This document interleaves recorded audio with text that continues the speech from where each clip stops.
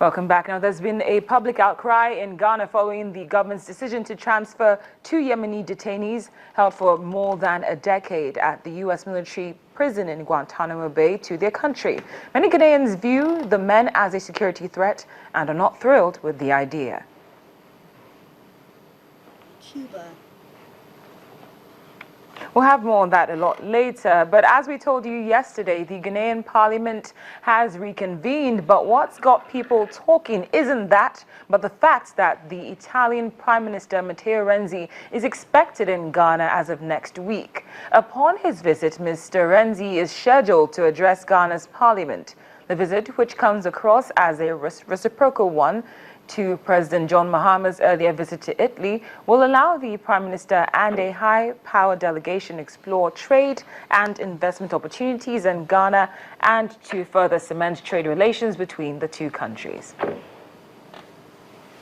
Well, for more on what's happening in the Parliament, which is just reconvened, we go live to Accra, where Joy TV's Elton Brobby is standing by. Elton, thank you very much for joining us again on the program.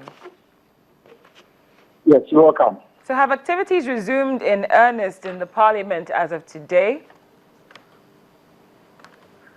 Yes, as we speak right now, the plenary of sitting in the main chamber has come to an end about 2 hours ago.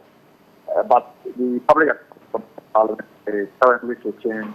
They are probing into audited accounts or the Auditor General's report on the audited accounts of ministry, department, and government agencies.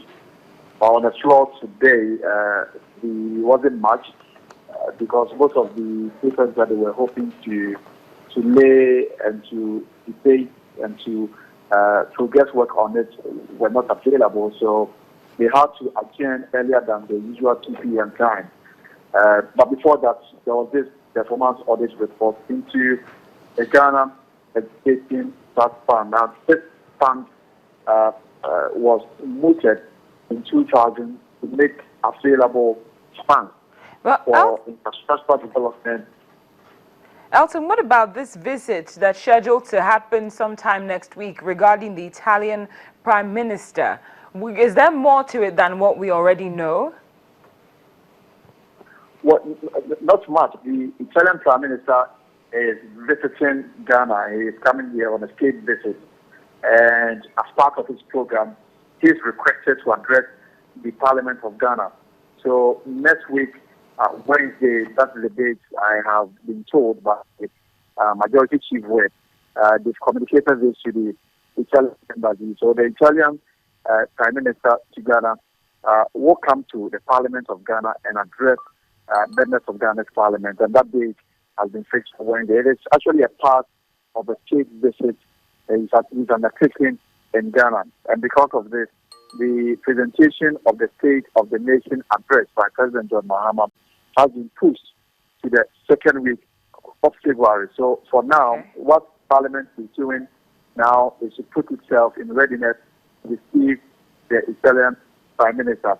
Now, because the new chamber was recently figured, what I've been told is somehow the electronic gadgets to ensure that they are able to translate into English the presentation of the Italian Prime Minister. But what we've been told is that you may not be able to speak or to address Parliament in English. So now what is happening is that the Parliament of Ghana is getting somebody to do the translation, but the technical ability to do that is what they are putting in place right now in Parliament to ensure that they are not left out on a real-time basis presentation by the Italian Prime Minister next week Wednesday. Elton, thank you very much for giving us that update. We always appreciate your time here on Network Africa. Thank you very much.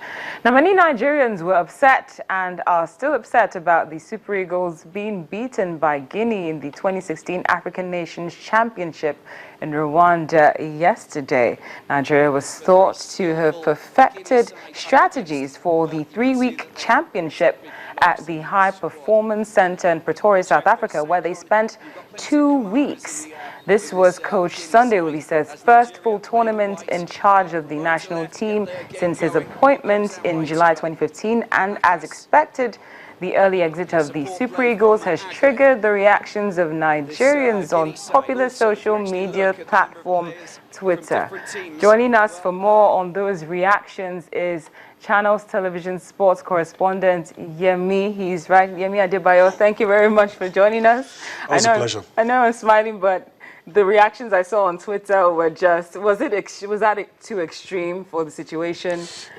After situations like this, you expect emotional reaction, but maybe by the time you go back there tomorrow, the opinions maybe will be a little watered down because people will have time to think. People will have time to, probably look at the game again. Opinions are varied everywhere in public space, but what I think everybody agrees on is that this is Coach Sunday Oliseh's first real test, and he has failed. Now, but my thing now is the emphasis that was laid here is the fact that they trained in South Africa for a total of 2 weeks, so the expectations were really high. So what exactly went wrong yesterday? A lot of time will not allow us. A lot of once you're not God, you can't be able to pinpoint and say, but you could just allude and say, some will say maybe that the coach doesn't really have much of experience. A lot of people are saying that. A lot of people are saying the coach probably does not know these boys as much. Some of his assistants stayed longer with the team. But all of those things, it's really hard to put your hand on it and say, by Nigerian standards, I mean, they had good time to prepare by Nigerian standards. I'm not saying they got the best, but by Nigerian standards, if you compare their own situation with the situation of the guys in the under 23 camp, I mean, you could say that they enjoyed. So all of these things, but I must quickly, point this out and say, Nigeria goes to all tournaments with expectations. It's not just because we camped in South Africa for 2 weeks. Yeah. That's the way the average Nigerian fan believes that even without preparation, we could win. And I think we've gotten to a point where we need to start lowering our expectations. Why should we lower expectations?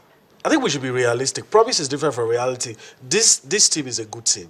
For those of us who follow the league, we believe that these are the best players on the domestic scene.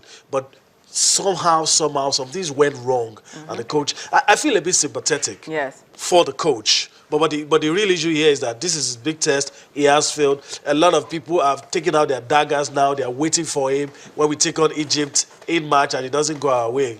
Well, it might go our way next time because we believe in our Super Eagles. But thank you so much for joining us again, Yemi Adebayo, Channels TV sports correspondent. And finally, the main opposition in Zimbabwe is accusing President Robert Mugabe's ZANU-PF party of turning Heroes Acre into a shrine for members of the ZANU-PF party.